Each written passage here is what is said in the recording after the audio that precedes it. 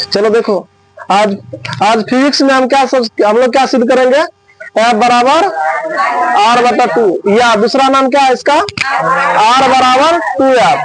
दोनों का मतलब सेम है, नहीं चाहे सिद्ध करो, F बराबर 2 है, R बराबर 2F।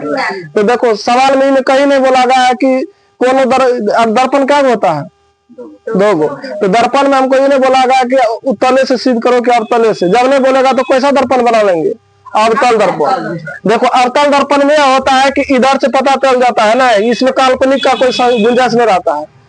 तो देखो जब सवाल में नहीं बनेगा कि कोई दर्पण लेके सिद्ध करोगे तो हमेशा कौन दर्पण लेंगे? अवतल।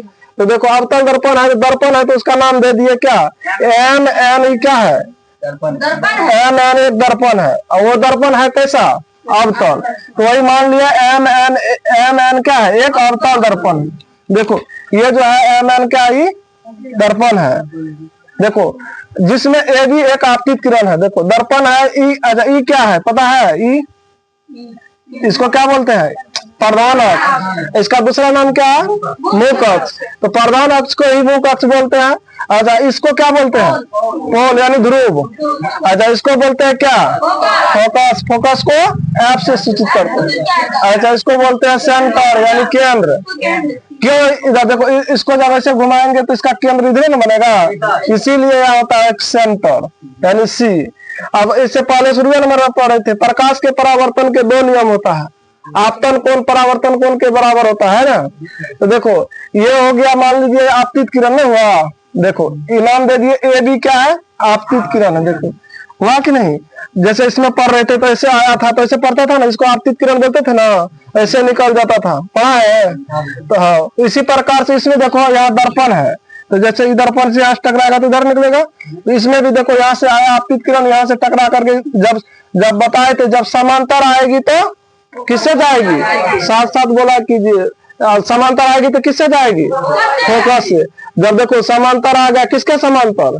यानी प्रधान अक्ष के समांतर आया तो फोकस से निकल गया, तो ए भी क्या हो गया? आपतित किरण। और देखो ई निकल गया ऐसे, तो क्या हो गया? परावर्तित किरण। नहीं हुआ, ऐसे टकराया, इधर तो पार नहीं होगा क्योंकि इधर तो अथी ना है ना, रंगा हुआ ना, इधर निकल गया। तो बी आप क्या हो गया? परावर्तित किरण। अच्छा ई पी क्या है? दर्पण का ध्रुव है कि नहीं? वो जो इसमें देख रहा है वो लिख देना, पी दर्पण का ध्रुव है। इतना लिखने के बाद देखो अब चित्र से मतलब फिगर को देखना है ध्यान से। देखो इसमें देखो ध्यान से क्या देखना है? देखो इसमें एंगल ए बी सी बराबर एंगल सी डी। आप इसका मतलब समझो। देखो अब हम यहाँ देखो दो त्रिभुज बन रहा है, ए बी सी। ये कैसे हुआ देख लीजिए। जब हम जानते हैं कि जब यानी आपतित किरण, ये देखो आपतित किरण परावर्तित, इसके बीच में लंब डालते थे ना, सेम उसी प्रकार से है। यह हो गया, ये दर्पण है, इससे आया इधर से टकरा के चला गया, तो ये लंब डाल लेना। लंब हमेशा 90 डिग्री पर ही डालते। देखो है कि नहीं? यहाँ 90 डिग्री का कोण बन रहा है, ठीक ना। तो देखो ये हो गया क्या? लंब। लंब को यहाँ आया तो आपतित किरण को बोलते थे आई, बोलते थे, इसको बोलते थे आर। वही इधर आया तो ये हो गया आपतित किरण आई, ये आई है, क्या है? आई है। ये जानता है ना रे? देखो ये आपतित किरण और अभिलंब के बीच में जो कोण बनता है उसको बोलते हैं आपतन कोण, समझा।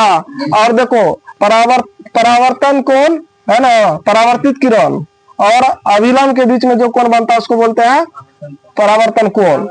देखो यानी ये अभिलंब के बीच में दो कोण बनता है ना, यहाँ भी देख सकता है, बनता है ना। ये हो गया, इधर निकल गया तो ये आपतन कोण हो गया, ये हो गया कौन? परावर्तन कोण। तो देखो यानी त्रिभुज में देखो ए बी सी, यानी ये वाला में देखो, तो इसके बीच में कौन बन रहा है ना? आई। देखो फिर देखो तुम्हारा मन करेगा ए बी सी, या तो ऐसे भी लिख सकते हैं सी बी एफ, क्योंकि कौन यहाँ बन रहा है ना। देखो जहां कौन बनेगा उसी को अंदर में रखना है। कौन कहाँ बन रहा है? यहाँ पर, यानी बी पर बन रहा है ना। देखो यहाँ से लेंगे तो ए बी सी, यानी इसके बीच में बन रहा है क्योंकि इधर एक और कौन बन रहा है ना। देखो ए बी सी, कौन कहाँ बना? यहाँ। फिर देखो अब तुम्हारा मन करेगा तो ऐसा भी लिख सकता है सी बी एफ, तो ये बीच में कौन बना है कि नहीं? अब देखो दूसरा ये हो गया एंगल, यानी एंगल ए बी सी, यानी बीच में कौन होगा? तो जिस जहां भी जो बीच में रहता है वही कौन बनता है।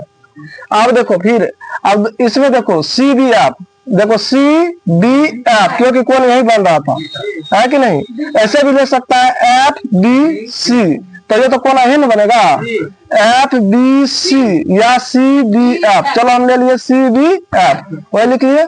ये क्यों बराबर हो तो हुआ, तो यहाँ लिख दिया प्रकाश के परावर्तन के नियम से होता है ना रे। आपतन कोण परावर्तन कोण के बराबर होता है, ये नियम है ना प्रकाश के परावर्तन के दो नियम, यानी ई कोण, यानी कोण आई है, कोण आर के बराबर होता है, पढ़ा है ना। कोण आई जो है कोण आर के बराबर होता है, वही हुआ। अगर शॉर्टकट में बोलेंगे कोण आई कोण आर के बराबर हुआ ना, वही होता है प्रकाश के परावर्तन के नियम से दोनों बराबर हुआ। तो इसको मान लिया समीकरण फर्स्ट। इतना समझ में आया। देखो आप ध्यान से, अब समीकरण 2 निकालना है। तो समीकरण 2 में देखो फिर एगो त्रिभुज तो यही लेंगे ए बी सी, देखो ई वाला में देख रहा है ए बी सी, ई त्रिभुज में कौन यहाँ बन रहा है, एक नियम पढ़ा है 9th में। देखो जब ई हो गया, इसको क्या बोलते हैं पता है, समांतर रेखा, है कि नहीं। इसको कितने बढ़ाएंगे तो नहीं मिलेगा। जब समांतर रेखा को एक त्रिअक्षीय जैसे रेखा काट देता है तो एकांतर कोण बराबर होता है। जरा देखो अगर यहाँ ई कोण है, अगर 18 डिग्री, तो यहाँ कितना डिग्री कोण बनेगा, 18 डिग्री का। एकांतर कोण हमेशा एक लेन का देखो अंतर है ना रे। अगर यहाँ 18 बनेगा तो यहाँ भी 18, अगर यहाँ 120 बनेगा तो यहाँ इस साइड भी 120 बनेगा। समझा, ये नियम है। अगर ये 18 डिग्री है तो इस साइड वाला ऑटोमेटिक 18 डिग्री बन जाएगा। अगर ये 120 है तो ये 120। और देखो अब होता है संगत कोण, संगत कोण होता है अगर यहाँ मान लीजिए 70 डिग्री का कोण बन रहा है, देखो ई लाइन के ऊपर में 70 डिग्री बन रहा है ना, तो इसके लाइन के ऊपर में भी 70 डिग्री कोण बनेगा। संगत मतलब जैसे संगत रहेगा वैसे ना, तो ऐसे होता है। देखो अभी हमको उसका जरूरी नहीं है, अभी एकांतर कोण का, अगर ये कोण 18 तो ये भी 18। देखो यहाँ मान रहा है, यहाँ कोण आई बन रहा है तो यहाँ भी कोण आई बनेगा ना। देखो ये दो को समांतर रखना है, बढ़ाएंगे तो मान लीजिए इसको ऐसे बढ़ाएंगे, इसको बढ़ाएंगे तो इसको तो काट दिया नहीं। कोण आई बराबर कोण ई वाला, ई का आई, यहाँ भी आई हुआ, क्यों, एकांतर कोण से। देखो angle A B C, A B C, या तो सी बी ए लिख सकते हैं, आई हो गया। अब दूसरा में देखो यहाँ भी कौन बन रहा है, यहाँ बना है ना, वह अभी लेंगे तो क्या लेंगे, देखो बी सी एफ या एफ सी बी, हाँ ऐसे भी ले सकता है बी सी एफ।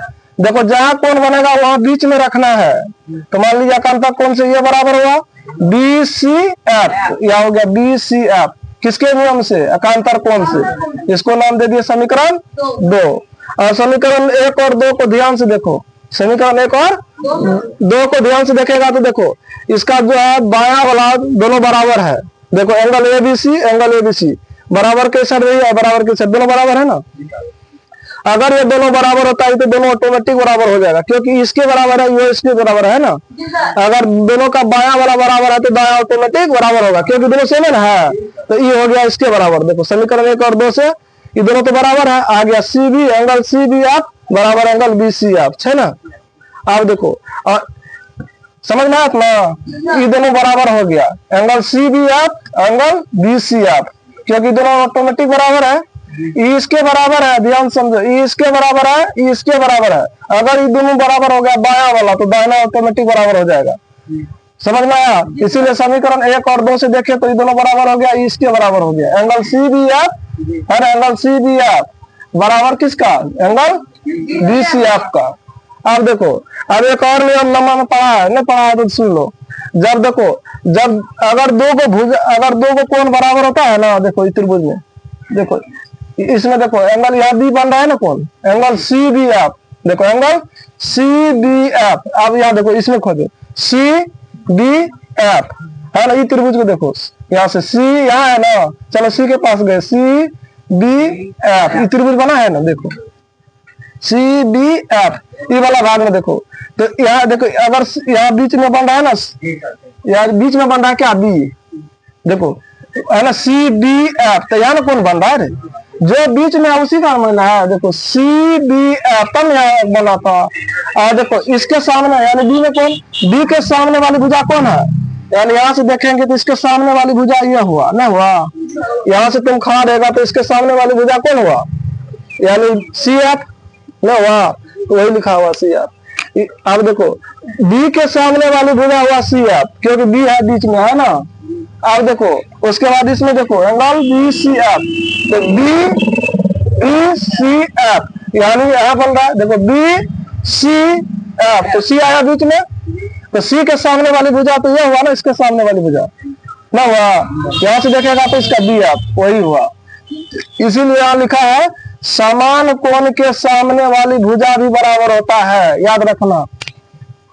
जब समान कोण के सामने वाली भुजा क्या होता है, बराबर होता है। तो अगर मतलब बी के सामने वाली भुजा हुआ सी एफ और सी के सामने वाली भुजा हुआ क्या, बी एफ, तो लिख दिए, यहाँ लिख दिए सी एफ जो है बी एफ के बराबर होता है।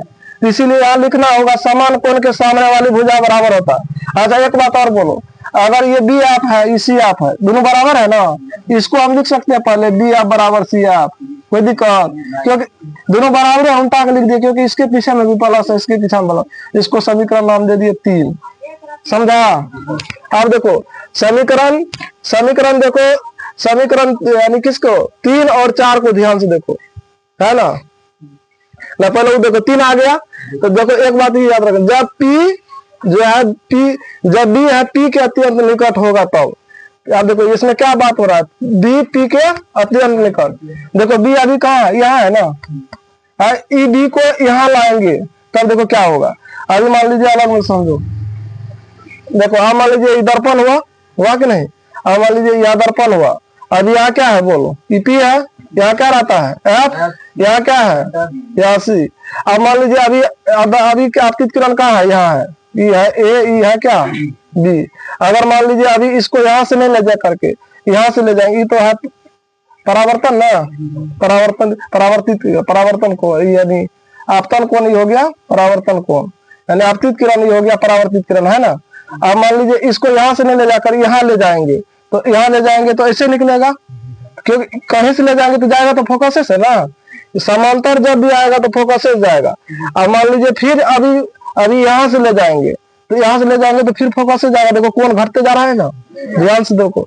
और जब इसके मतलब यहाँ से करीब ला जाएंगे तो पूरा कोण छोटा बन जाएगा, कल्पना के हिसाब से बन जाएगा, तो हो जाएगा क्या, यानी ई बी जो है पी के नजदीक आ जाएगा ना, ई बी अभी यहाँ आ जाएगा, तो इसके बराबर में आ जाएगा मान लीजिए बी, है ना। इसीलिए जब बी पी के अत्यंत निकट हो तब, तो देखो तब किसके बराबर होगा, ई जो बी है पी एफ के बराबर होगा ना, होगा अभी बी है यहाँ आ जाएगा यहाँ, जब इसीलिए जब बी पी के अत्यंत निकट होगा तब बी किसके बराबर होगा, पी एफ के बराबर ना होगा, बी हो जाएगा पी एफ के बराबर। इसको नाम दे दिए समीकरण 4,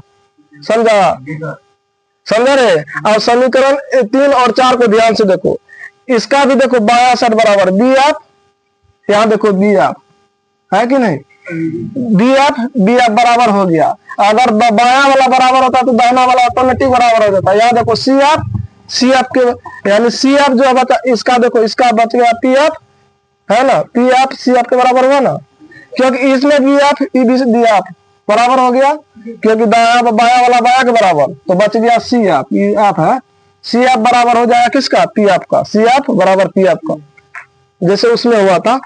अब देखो इतना समझ में आया।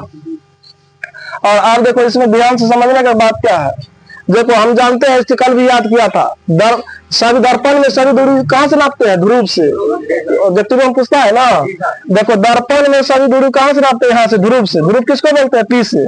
अभी देखो ई बेचारा तो पी एफ से नापा रहा है ना, इसमें पी एफ है तो मतलब ध्रुव से नापा रहा है, लेकिन ई बेचारा नापा रहा है सी, यहाँ देखो सी यहाँ है, एफ यहाँ, इसका मतलब ये ना नापा रहा है पी एफ, ई का मतलब पी से एफ, ई दर्पण से ध्रुव से नापा रहा है ना रे, लेकिन ई नापा रहा नहीं रहा है, तो इसको नापाने के जब भी नापते हैं ध्रुवे से नापेंगे। अब देखो सी एफ, मान लीजिए सी यहाँ एफ यहाँ, मान लीजिए हमको ध्रुव से नापना है, तो ये पूरा मान लीजिए पी सी, यहाँ से देखो पी सी पूरा ले लेंगे, पी सी में हमको इतना चाहिए हमको, क्योंकि सी एफ चाहिए, सी एफ इतने ना है, ई माइनस कर देंगे तो ये ना बचेगा, देखो पूरा ही रखा है पी सी, है ना, पी या सी, उसमें से हमको क्या माइनस कर देंगे, पी एफ घटा देंगे, क्या घटा देंगे, पी एफ घटा देंगे। बताओ ये पी सी पूरा है, उसमें से पी एफ घटा देंगे तो ये ना बचेगा, तो ध्रुव से नापा गया, बराबर में क्या है पी एफ, है कि नहीं, बराबर में पी एफ, इसको नहीं कुछ करना है, क्योंकि आप देखो ई भी ध्रुव से मापा गया, ई भी ध्रुव से मापा गया। अब देखो पी सी बराबर, बराबर में क्या है, पी एफ है, ये है, ये माइनस का पी एफ इधर आएगा तो प्लस का पी एफ। देखो पी सी बराबर एगो पी एफ, एगो पी एफ, 2 गो पी एफ ना हुआ। देखो 2, हमको 2 चाहिए, 2 आ गया कि नहीं। यहाँ भी देखिए 2 आ गया। हमको अब चाहिए का, अब चाहिए आर चाहिए और एफ चाहिए, एफ भी है। देखो अब निकालने की कोशिश कीजिए। देखो पीसी का मतलब समझो, पी यहाँ है ना, और कहाँ है पी सी। देखो पी और ये पी को बोलते हैं ध्रुव, बोलते हैं ध्रुव और वक्रता केंद्र के बीच की दूरी को, देखो परिभाषा याद है, ध्रुव और वक्रता केंद्र के बीच की दूरी को क्या करते हैं, वक्रता त्रिज्या। याद रखना, ध्रुव और वक्रता केंद्र के बीच की दूरी को क्या कहते हैं, वक्रता त्रिज्या। और वक्रता त्रिज्या को आर से सूचित करते हैं, समझा। अब देखो 2 का 2 है। देखो पी ध्रुव और फोकस के बीच की दूरी को कहते हैं फोकस दूरी, क्या कहते हैं, ध्रुव और फोकस। देखो ध्रुव और फोकस के बीच की दूरी को क्या करते हैं, फोकस दूरी, यानी इसको बोलते हैं एफ। देखो आर बराबर 2f, आर बराबर 2f। या तो इसको भेज दो इधर, नहीं आपको भेज देते उधर, नहीं यार चल जाएगा। आर बराबर आर का ई 2 गुना में इधर चल जाएगा तो बटा में, यहाँ बच गया आप, दोनों आ गया। यहाँ लिख देंगे प्रूफ। क्या हुआ।